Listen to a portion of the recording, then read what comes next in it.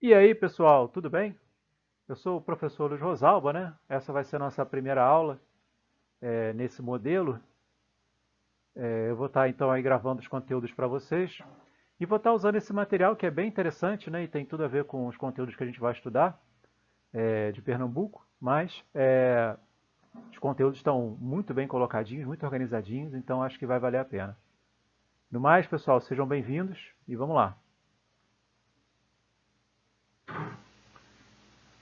Então vamos falar sobre cinemática. Vamos começar entendendo o que é a cinemática. Cinemática, então, é a parte que estuda os movimentos, sem levar em conta o que os causou. Então, a gente vai estar interessado, por exemplo, em entender quanto tempo um carro leva para sair do ponto A e chegar até o ponto B, né? Levando em consideração que ele se desloca andando sempre do mesmo jeito ou mudando o seu jeito de andar. Então tudo isso aí vai ser interesse da cinemática, né? Mas isso funciona não só com carros, né? Funciona com qualquer tipo de corpo, né? Então a gente vai ficar atentos aí em relação a isso para poder é, entender o que é a cinemática. E entendendo a cinemática você consegue fazer previsões, né? Que é o mais importante. Isso é importante hoje, né? Quando, por exemplo, você envia o foguete e quer saber quanto tempo será que ele vai demorar para chegar até Marte, né? Então tá aí, ó, a cinemática ela pode te ajudar nesse tipo de problema. Para então a gente possa fazer essas previsões fantásticas que a cinemática permite a gente precisa primeiro entender o que é um ponto material. Um ponto material ele é um corpo de dimensões desprezíveis quando você compara ela com as outras dimensões dentro do fenômeno observado. Então, por exemplo, uma formiga em relação a uma calçada. Uma formiga é muito pequenininha comparada a uma calçada. Então, a gente pode considerar que ela seja um ponto se movendo, né? Um foguete, quando você olha todo o espaço ao redor dele, né? Então, um foguete fica bem pequenininho quando você olha todo o espaço ao redor dele. Considerar que o corpo é um ponto material facilita muito as nossas contas, né? Então, aí a formiguinha. Um caminhão em relação a um campo de futebol, né? Ele é bem pequenininho em relação ao campo de futebol. Agora, em outros problemas, não vai ter como a gente fazer essa simplificação. Quando você tiver um corpo extenso, você não pode desprezar as suas dimensões. Por exemplo, uma formiga em relação de uma pequena pedra, né? Olha lá, a formiga é quase o tamanho de uma pequena pedra, né? Um caminhão em relação a uma pequena rua, né? Então não dá para desprezar o tamanho do caminhão, né?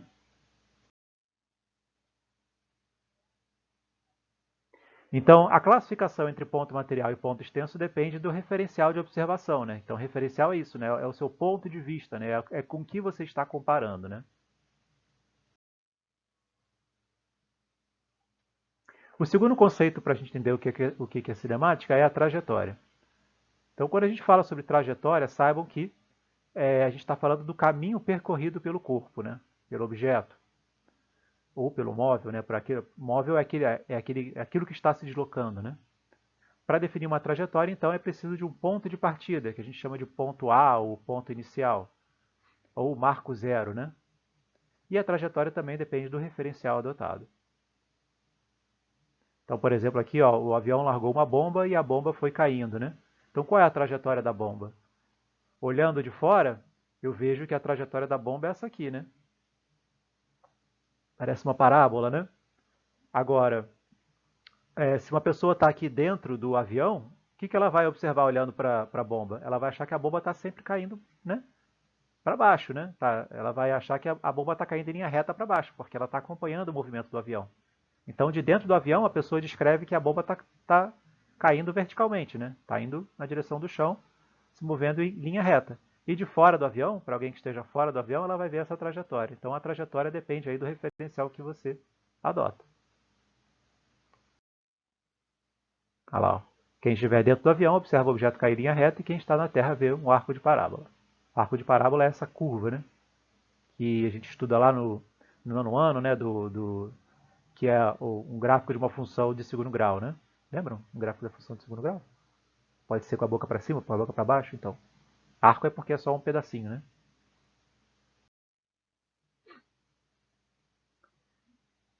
Então, beleza, entendido esses dois conceitos, vamos aí à posição. O que é posição? Posição é a origem dos espaços. É um ponto que você começa a fazer a medição do seu movimento. Ou que você mede naquele instante o movimento. Então, aqui nesse instante, o carro está nessa segunda posição, nesse instante, o carro está na quarta posição e está caminhando para a direita. Olha lá, ó. Então, ele está na posição 10 km, depois ele está na posição 35 km, caminhando para a direita. Olha lá, a gente representa assim, ó, x1, porque é o eixo x, né? O eixo x é o eixo deitado, e x2 igual a 35.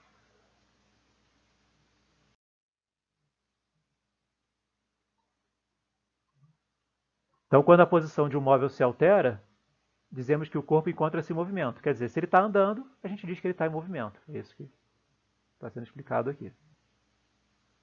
Quando a posição do móvel não se altera, a gente diz que ele está em repouso, ou seja, parado em relação ao referencial. Perceba que essa denominação aí vai depender do referencial também, né? Se eu estou parado e outra pessoa está parada ao meu lado, eu vou dizer que ela está em repouso. Agora, se eu estou correndo e outra pessoa está correndo ao meu lado, eu vou achar que ela também está em repouso, porque nós dois estamos caminhando da mesma forma, né? Então, a noção de repouso e movimento vai depender do referencial. Deslocamento, né?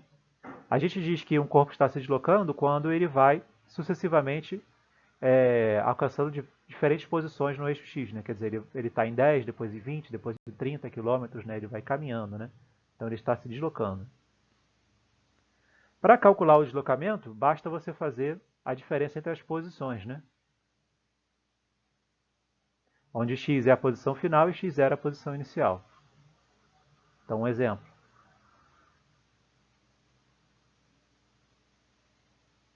Olha aí, o caminhão começou o seu movimento na posição 10 e depois foi para a posição 35. Então, qual foi o seu deslocamento? Ele andou 10 mais 15, ou seja, 25 quilômetros. Olha lá. Justamente, né? Ele saiu da posição 10 e foi para a posição 35. Então, sempre, a forma de calcular é sempre essa, né? É a posição final menos a inicial. Então, entendido o conceito de deslocamento, a gente já pode partir para o conceito de velocidade escalar média. Que é a razão, né? Razão significa divisão entre o quanto eu andei pelo tempo que eu levei.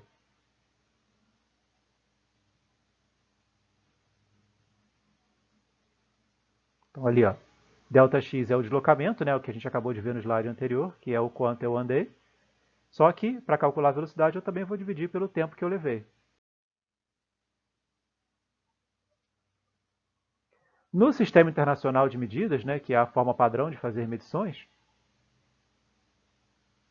a gente mede a velocidade média em metros por segundo. E é muito comum, quando a gente trabalha com velocidade, a gente precisar converter de km por hora para metros por segundo e de metros por segundo para km por hora. Então, basta a gente lembrar da seguinte regra, né? Quando a gente quer fazer essa conversão. Quando você quer transformar de km por hora para metros por segundo, divida por 3,6. Quando você quer converter de metros por segundo para km por hora, multiplique por 3,6. Então lembre-se desse diagramazinho aqui, ó, que você sempre vai lembrar como fazer essa conversão.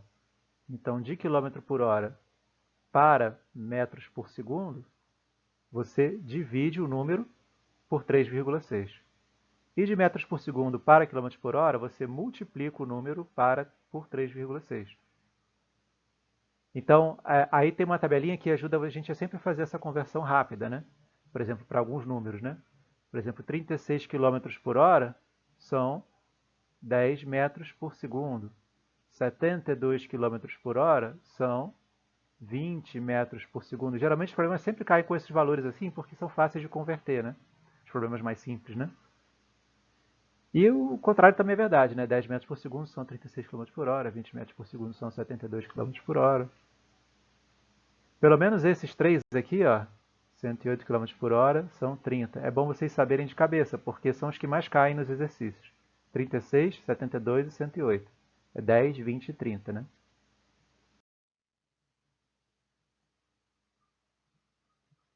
Exemplo de velocidade média. O Brasil voltou a ser representado no lugar mais alto do pódio na prova de 100 metros rasos femininos do Jogo Pan-Americano. Após 28 anos, que marcou um tempo de 11 segundos e 22 centésimos.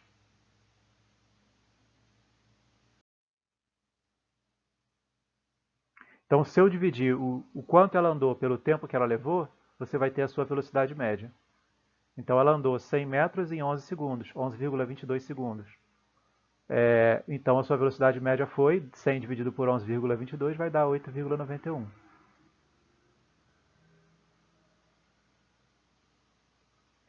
A gente está acostumado a falar em quilômetros por hora, né? Mas quando a gente mede velocidade, por exemplo, de um homem andando, a gente mede em metros por segundo, né? Então basta multiplicar o valor, como a gente falou no slide anterior, por 3,6, que você vai ter a conversão. Ou seja, 8,91 metros por segundo são quantos quilômetros por hora? Multiplica por 3,6, 32 km por hora.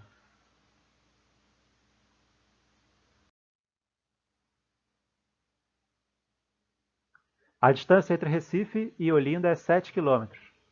Aí uma pessoa gasta 1 hora e 20 minutos pedalando entre essas duas cidades. Qual a velocidade média? Considerando que ela parou 10 minutos para descansar.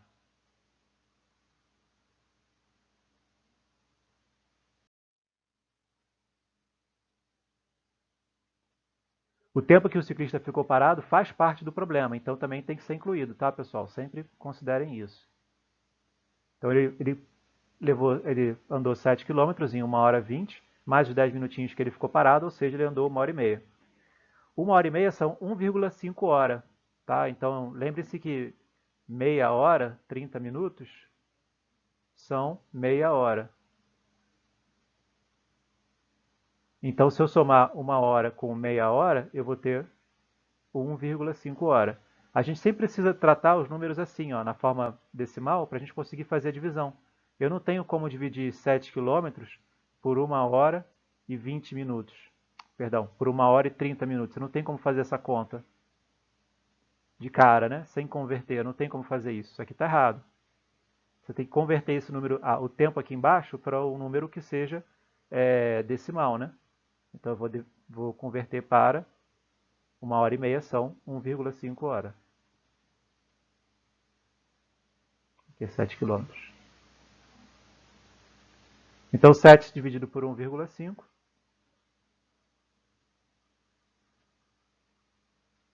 vai dar 4,66 quilômetros por hora.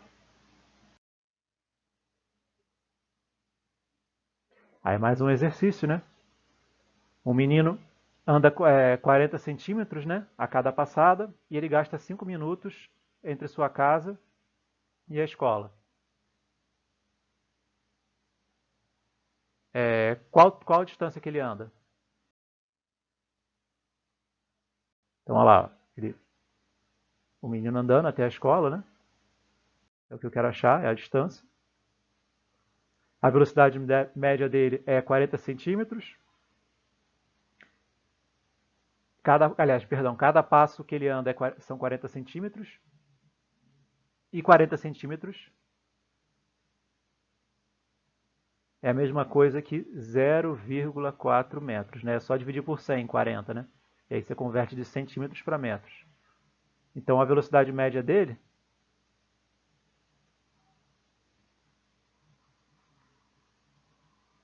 e como ele leva 5 minutos, né? E cada minuto são 60 segundos, logo ele leva 60 vezes 5, 300 segundos. Então ele vai andar ele vai andar com uma velocidade de 0,4 metros por segundo e durante 300 segundos. Então quanto ele vai andar? Olha lá. Então a velocidade dele é 0,4 e o tempo que ele leva são 300 segundos. Então como é que eu resolvo essa equação? Basta eu passar o 300 para o outro lado multiplicando. E aí eu vou ter a resposta, que é o quanto ele andou, 120 metros.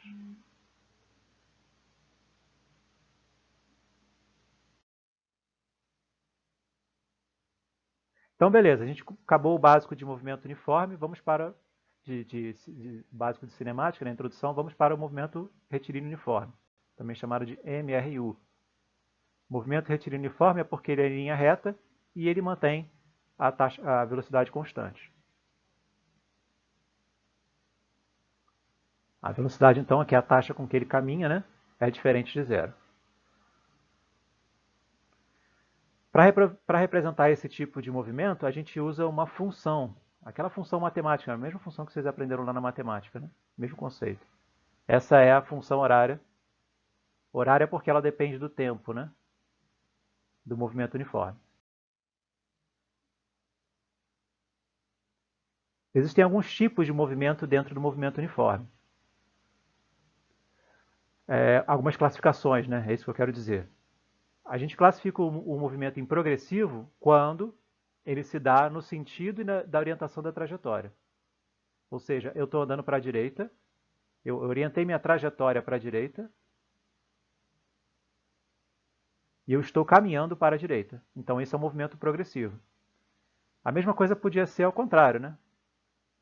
Eu orientar a minha trajetória para a esquerda e eu estar caminhando para a esquerda. Então, aqui seriam dois exemplos de movimento progressivo, né?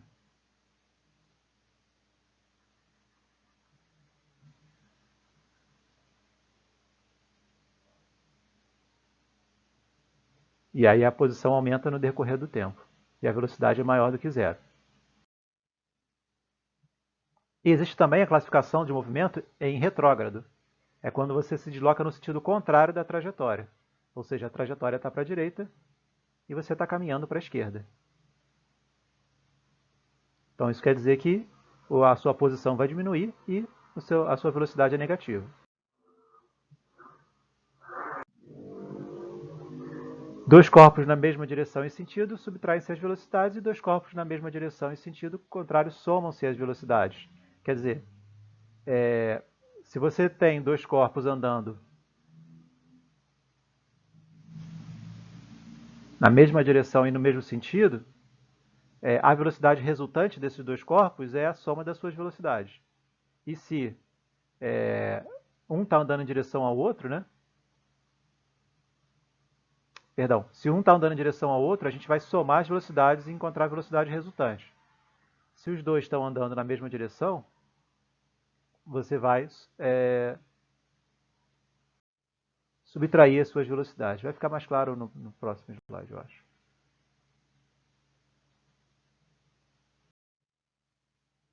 É o conceito de velocidade relativa, né? Dois automóveis movem-se com velocidades 25 e 15 metros por segundo, no mesmo sentido. Aqui, ó. Então, aqui, ó, o corpo A e o corpo B. Agora são dois corpos diferentes, não é mais o mesmo corpo andando de um ponto para outro ponto. E a distância entre eles é 100 metros. Então, vamos calcular a velocidade relativa deles, né? Então, como eles estão andando na mesma direção e no mesmo sentido, a gente vai subtrair as duas. Ou seja, eles se aproximam 10 metros a cada segundo. Quanto tempo eles vão demorar para se encontrar? Ora, se eles se aproximam 10 metros a cada segundo e a distância entre eles é 100 metros, então em 10 segundos eles se encontram. Esse já é uma solução de problema de encontro de móveis. Tem mais exercícios sobre isso lá no canal. A distância entre dois automóveis é 300 km. Eles andam um de encontro ao outro, né? Agora sim, agora tá um indo na direção do outro, né? A velocidade de um é 60 km por hora e de outro é 90 km por hora. Quanto tempo eles levam para se encontrar? Agora, como está indo um de encontro ao outro, a gente vai